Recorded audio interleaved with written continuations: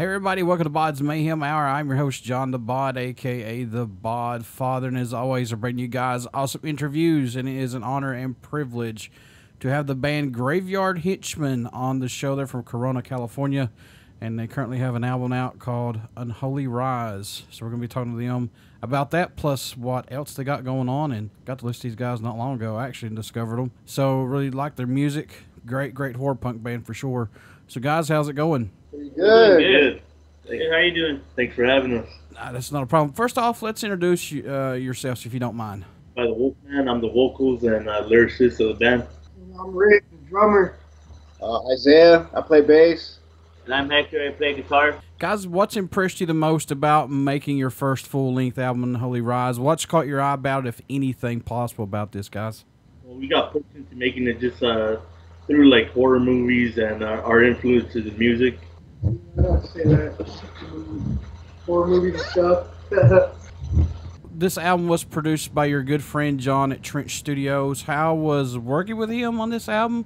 How hard did he push you guys to, or did he actually help you guys out, step in when he needed to with this? He helped us when he felt that we needed a little guidance, but it was easy working with him. He helped us a lot finding our sound and getting everything set up and making sure that we're comfortable in the environment and everything. So it was pretty easy. It wasn't too bad.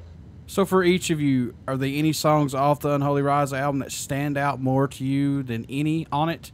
Are there any songs from the Night of the Wolf EP that made this album? Yeah, actually a couple made it off the Night of the Wolf EP, Frankenstein's Grave and Night of the Wolf. But as far as songs standing out to me, I'd probably have to say Unholy Rise for me. I like Vampire. Vampire was my favorite one. I like doing that one better. Yeah, no, I'd like to say Frankenstein's Grave is my favorite one on that one. I mean, the drums are crazy on that. How much growth musically have you seen this band go through, guys, up to the release of this album? Obviously, this year it'll mark 10 years, so we've grown a lot. We went from not knowing anything or playing, anything to actually being a band, actually playing live, having an album out, having fans, having interaction with different people, and obviously doing interviews and stuff like that. And this next album is going to be a statement, I think, in our walk forward. You mentioned being around for 10 years. I mean, how much local support does Graveyard Henchmen get via fans and venues and radio play? Or is it kind of have to fend for yourself? Is it easy to get stuff out there, man, to get shows and everything? I mean, they're trying out here. Yeah, definitely trying a lot more. The scene out here at one point was great, but it kind of died down. So when we started, it was really hard to find shows, and now it's gotten a lot better. We usually like book, a month ahead, and we have shows to play or whatever. But it's hit and miss. Some cities are great, some cities are bad. It just depends on where we're playing. Yeah. I think it's definitely changed a lot too, because like back in the day, we used to do a lot more like in the backyard shows. Yeah. But now it's more like the bars. Yeah. That's kind of a change. I know out here in Kentucky, I mean, the surrounding states around me, like Ohio and Tennessee and West Virginia, North Carolina, places like that, I mean, we've embraced and we've, took in the horror punk scene. And I think it's really, and especially up in Rhode Island, places like that, it's really gotten bigger, I think, if you ask me. Yeah, so there's a lot of great bands that are still around for horror punk right now. We definitely have to go over there. Yeah, we definitely have a lot of people out in those areas that have asked us to come out, and we plan to do that once this new album's out. We hope to hit the road and probably hit some of those cities, because a lot of people have been asking, and we really want to do it. So. In my mind, from what I see all the time, you talk about bands from California, for me being here on the East Coast, kind of southern, we're thinking like, wow, it should be a dime a dozen places to play, but I'm hearing a lot of difference coming from bands out there. So has it really changed a lot in 10 years out there for bands, man? I feel like it has. It's dropped down a bit for some reason. There's definitely, some key venues that are still around that, still put on big shows like the Whiskey and whatnot, but locally, the scene and the clubs have died down over the years. So. All right, now this is for each of you. What helps you guys keep your mind open and fresh to new stuff? Do you like in your writing process, guitar process, drums, whatever? Do you block out anything to say, okay, I'm going to start working on this. I'm going to start writing new music. Is there anything differently that you do to help you focus more on your writing and guitar playing and things? I think what helps me focus, at least when I write music, is accepting that there's a lot of music out there, and that you got to get influence from a lot of different musics to try to pour into yourself and just be unique when you're writing. Don't go off a plan of someone else's. Just go in there, write music, have fun, and do it as it comes. Yeah, for guitar, I just like to sit down alone and just think of things. It comes and goes sometimes. Sometimes some songs are really easy to make, some take a while, and we all work together. But, I think what Wolfine was saying was true. Yeah, I just gotta try and listen to different kinds of music. Cause like my bass playing, I don't really try and like center only on punk, but it's playing along what goes with the music, whatever we're playing. With this new album, you'll see like a bit of a transition in music wise. Like we've always kept it open musically to interpret different things, but I think this new album's gonna show you a different light of the Graveyard Henchmen. So. I like it the way it is right now. That's just me. Yeah, thanks, man. Thank you. We're obviously not changing, but we're definitely putting a lot of good new stuff. A lot more effort into these new songs. Yeah, a lot more thought on some of them too. Yeah. What can fans expect at a show from the mighty Graveyard Henchmen when they come to see you guys? High energy. Hopefully Fast. some blood. Hopefully some blood. In your face. Basically mayhem. That's what we're hoping for. Yeah. Okay, let's talk about the new album. You guys are working on it right now. How much do you have written for it? How much have you got recorded on it? Or let's talk about that. I think we're about maybe 2 or 3 weeks away from hitting the studio. So we got maybe 3/4 of it done already, and like I said, we're hitting the studio 2-3 weeks and laying it down. So. Do you guys have a song off of it that you just can't wait to get in to start recording on it to get it out to people? Is there one song that's gonna? I have an idea of one of these songs like being that badass. I have one. Yeah, all of us could have a different one. we all have different songs that is like I can't we fucking like wait. the most. I can't fucking wait for y'all to hear this shit. This shit's crazy. Can we say some of the song names? Well, I think the song that we could all agree on that's gonna definitely make a mark on there is it's called "I Hunger for You." So I think that's the biggest one for us right now. Yeah, that's a good one. So do you guys prefer the digital era that we're in right now of recording albums plus social media? Do you like the digital era right now to get your music out there quicker? It's definitely easier to get your music out there now than how it was before. Do miss CDs sometimes, though. Yeah, CDs for sure. Yeah, we missed the CD here. Yeah, I'm a old school. I love vinyl and I love CDs. I'm like a big CD lover. I still collect them. I still buy them, but it is a lot easier to get music out there. With the digital world. So. Yeah, but I feel like people, because it's so easy now, it's almost like when you DVR your favorite show. And it's like, well, I can watch it whenever I want, so it's not that exciting to get to it. So it took out a lot of the excitement. Yeah, because I remember being really excited about a CD coming out and being able to go to the record store buy a CD the day it came out. Like, Yeah. That was the whole excitement. It's just gone. Yep. These new kids that are getting into music, they'll never experience the waiting in line, like you said, Jim, to waiting in line to get your album that you come to get and your favorite band. And I like the digital era, but I'm like you guys. I like to have the CD. I like to have the vinyl if I can get the vinyl, or cassettes. Shit, cassettes are still out there. People come to shows, they're like, oh, where could we download your music? Which is cool, but we always prefer to, just buy our CDs. We have copies, actual CDs. Yeah.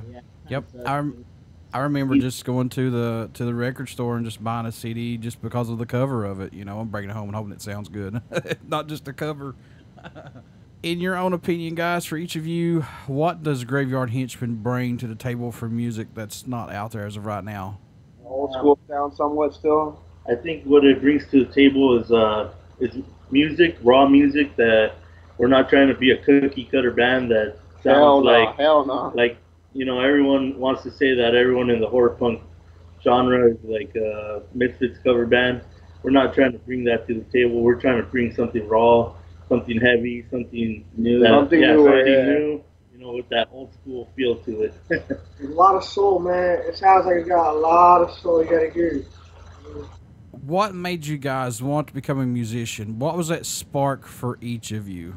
Listening to music growing up, I guess. Just getting stuck in your head. Yeah. I think music has always been a large part of my life, so you know, I kind of fell into it, and you know, there's times where I just, you know, by myself sing my own favorite songs or whatever, and I was like, I could probably do this, so I gave it a shot, and here we are, you know. Still going. I think really what it was for me is like the first time I seen a band, Subhumans, live. I think I was 12, and it was like the amount of adrenaline and endorphins that like were releasing in my body were just like immense. You know what I'm saying? And at the time, I was a geek, a nerd, and I had nowhere to fit in. I had nowhere to hang out with. I couldn't carry conversation with the fly. You know what I'm saying? Yeah. And when I saw that, I was like, man, that's what I want to do. I want to do that shit. That shit's tight as hell. And I just fucking dove into it and never looked back, ever. So for you guys, is there any show or moment that stands out to you more than any you can recall being part of Graveyard Henchmen that you're on stage going, I can't believe this is happening right now? For myself, it's probably like playing with some of the musicians that I never thought I'd share a stage with, you know? Yeah, for sure. Seeing their backdrop and their instruments laying behind us while we were on stage was kind of a moment to kind of delve in what we created, you know? Yeah, playing with bands that we definitely wanted. Like, I didn't think we'd ever play with some pretty big bands, but this is nice. Playing some of the venues we played at the Whiskey a couple times. I never thought I'd play there. That place is pretty dope. Yeah. Always love playing there. If you could play with any horror band or any other band for one night only, guys, which would it be and why? We've already played with this band, but I wanted to play with them again just because it was a good experience and they're good guys, and I hope to hit Germany one day. So for myself, I'd say the other. Oh, nice. Man, I have to say it'd be tight as fuck, and it's like you would down. Like I can't think of any of the fuck bands except Subhumans, but I'd have to say System of a Down would be tight as hell to open up for. That was some like corn shit. Well, let's get System of a Down. Hopefully they get back on track and fucking get back on tour and put a damn new album out, hopefully.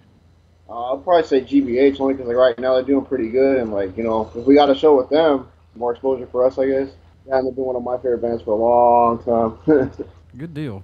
So, being around for 10 years, guys, and I just wonder if you guys ever get this, or from fans possibly, maybe, but do you ever receive an email that tell you guys that your music has, or prior to the shows or after the shows, they tell you that your music has helped them out, you know, through tough times, bad times, overcome obstacles, or just made them to relax with the everyday bullshit that we go through? Do you ever get that if possible?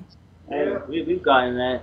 There is people who definitely have sent us emails or even at shows who are like, man, I have never experienced something like that, and it's been a long time since I have, and you know, it definitely humbles us and it makes us know that we're doing something right. It's nice to see real fans sometimes, yeah. It's like they just appreciate the music you're playing. Yep. So yeah, like one of our other musician homies, his name's Nate. He's from a couple other bands, but like he'll pop up on us and just be like, oh my god, how the fuck did you guys do that? That shit was so crazy. I love when we get that reaction, you know, from somebody that they liked it that much that they got to go out of the way and be like, yo, like that was so fucking tight. Or like this other homie Evan, he doesn't play any bands, but he'll hit me up like almost every day and be like, yo, dude, like I can't wait for you guys' next CD because this, like I listen to this shit like all morning, you know, like bored as fuck. And I'll be like, damn, that's tight, dude. Like, you know what I'm saying? But that's all I can think of right now. And we definitely get a lot of support from a lot of people, you know.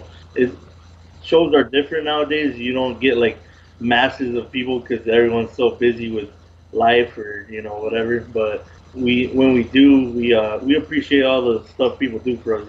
Like even from a sticker on a car to wearing a shirt or just blasting our album all day long.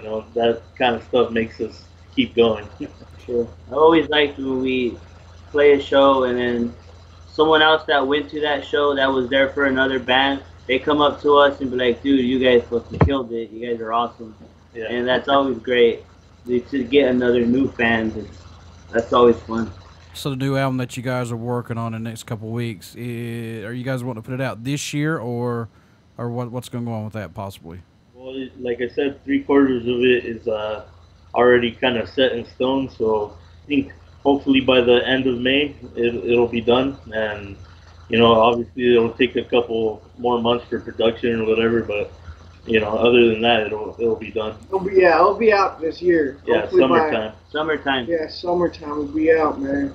Good deal. Well, I'd just like to say I'm truly a fan of your guys' music now, so thanks for what you guys are doing also. Thank you. Thank you, man. Thanks, bro. How could folks stay in touch with you guys, buy some merchandise, pick up some of this album when it comes out? How can they do that, guys? Right now we got all our music, Reverb Nation, SoundCloud, YouTube, obviously Facebook. We got our Instagram. We got Unholy Rise album on CD Baby if people still want to buy it. And then obviously we're going to set up some online stores so they can buy our new album and some merch and whatnot. But, New shirts, new patches. But yeah, I'd say Facebook is the fastest way to email and reach us. We got a pretty fast response time on that. We don't ignore anybody. Anything that you guys need from me when this launches for you guys, whatever, don't hesitate to reach out because I'll definitely do it for you all. Thanks, man. Thank you. Greatly appreciated, man. Woo. Before I let you guys go, would one of you care to do a promo for the show? Sure. This is Wolfman Jim with the Graveyard Henchmen, and we're listening to BODS Mayhem Hour. Everybody stick around. We got some great music coming up, and you only hear these interviews right here on BODS Mayhem Hour and Uber City Radio. Thanks, guys. Thank you. Man. Thanks.